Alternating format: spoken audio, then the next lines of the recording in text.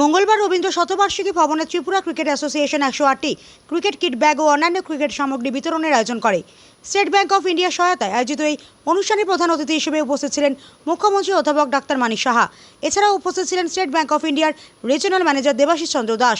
এই অনুষ্ঠানে 108টি cricket kit bag এবং বিভিন্ন ক্রিকেট খেলার সামগ্রী প্রদান করা হয়। অনুষ্ঠানে নির্বাচিতদের মধ্যে ক্রীড়া সামগ্রী বিতরণ করেন মুখ্যমন্ত্রী সহ অন্যান্য অতিথিরা। এই অনুষ্ঠানে বক্তব্য রাখতে গিয়ে মুখ্যমন্ত্রী বলেন, ক্রিকেট সহ বিভিন্ন খেলাধুলার প্রতি যুব সমাজকে আরও বেশি উৎসাহিত করতে রাজ্য সরকার এবং বিভিন্ন ক্রীড়া সংস্থা একযোগে কাজ করে চলেছে।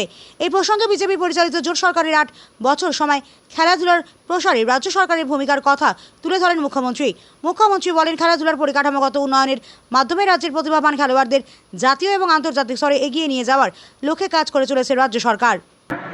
আমরা গত 8 বছরে মাননীয় প্রধানমন্ত্রী শ্রী নরেন্দ্র মোদীজি বারবার বলছেন, গত মন কি বাত অনুষ্ঠানেও আপনি দেখেছেন যে প্রথম উনি যে যাদেরকে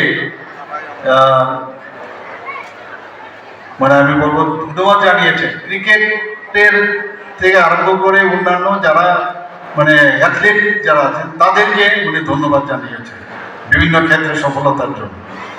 আজকে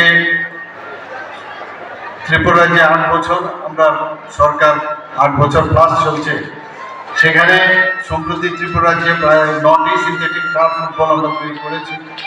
আরও 2টি সিনথেটিক টার্ফ ফুটবল গ্রাউন্ড আমাদের ট্রাইবাল ওয়েলফেয়ার ডিপার্টমেন্ট থেকে সেখানে তৈরি করা হয়েছে। আরেকটির কাজ চলছে ধলাই জেলা, আমি সেখানেও গিয়েছিলাম, সেখানেও গঙ্গানগরে একটি সিনথেটিক টার্ফ ফুটবল গ্রাউন্ড করা হয়েছে। আমবাসায় আরেকটি সিনথেটিক টার্ফ ফুটবল গ্রাউন্ড নির্মাণ হচ্ছে। একটি সিনথেটিক হকি মাঠ, একটি সুইমিং পুলের কাজ সম্পূর্ণ। এই অনুষ্ঠানে ক্রীড়া সামগ্রী ও ক্রিকেট কিট ব্যাগ পেয়ে খুশি উদীয়মান ক্রিকেটাররা। ব্যুরো রিপোর্ট, হাল্লা বোল।